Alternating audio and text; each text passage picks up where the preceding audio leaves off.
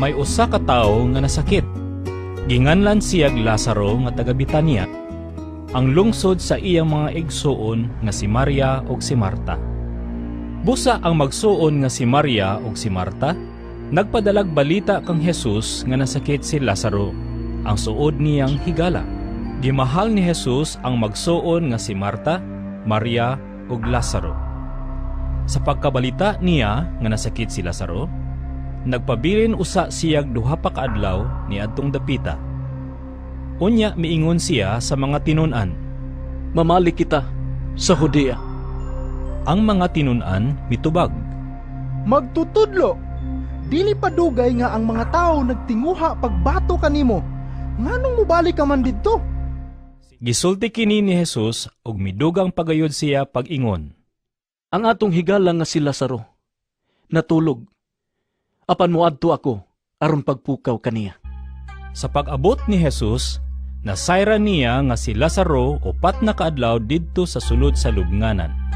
Sa pagkabalita ni Marta nga miabot si Jesus, migula siya aron sa pagsugat kaniya.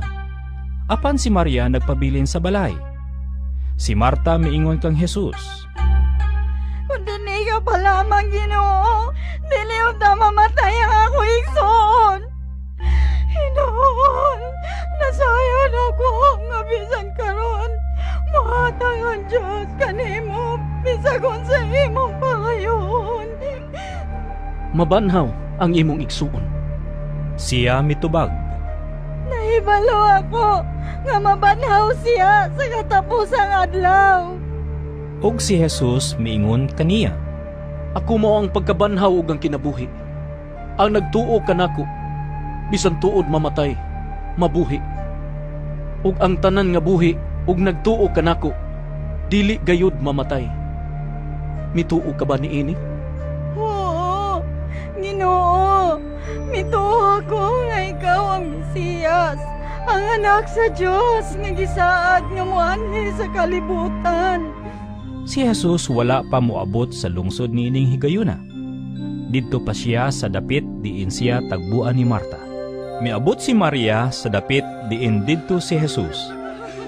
Sa pagkakita niya kang Jesus, mihapa siya sa tiilan ni Jesus ug miingon, Ginoo, kung dinay ka pa lamang, dili unta mamatay ang akong igsuon. Hain manglubngan na ninyo siya gibutang. nangutana siya kanila. Dali nga riyong tanawa, Ginoo. Ug mihilak si Jesus. Tungod niini ang mga tao miingon, Tanawa, pagkadako gayod siyang pagigugma kang Lazaro. apan ang uban miingon, Dili ba giayo man niya ang buta? Nanong wala man siya makapugong sa kamatayon ni Lazaro? natandog na usab ang pagbati ni Jesus ug miadto siya sa lubnganan.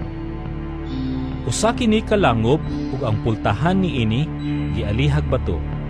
Kuhaan ninyo ang bato. Misugo si Jesus. Si Marta, ang igsuon sa namatay, miingon, Ginoo, baho na siya karon, kay upat naman siya kaadlaw sulod sa lubnganan. Wala ko ba ikaw sultihi nga kun mutuo ka, makita mo ang himaya sa Dios? ug ilang gikuha ang bato. Unya, mihangad si Jesus ug miingon, Amahan, nagpasalamat ako kanimo nga namati ka kanako. Nasayod ako nga kanunay kang mamati kanako. Apan nagsulti ako niini tungod ni ining mga tao nga ani adinhi. Aron sila motuo nga ikaw mo'y nagpadala kanako. ug human niya isulti kini, misinggit siya. Lazaro! Gula nga ri! Ug migula ang namatay nga binugkusan og mga bendahi ang iyang mga kamot ug tiil, ug ang iyang naong pinutos og panapton. Badbari ninyo siya ug palakta. Giingnan sila ni Jesus. Daghan sa mga tao nga miduaw kang Maria ug nakakita sa gibuhat ni Jesus ang mituo kaniya. Apan ang uban kanila miadto sa mga Pariseo ug misugilon sa gibuhat ni Jesus.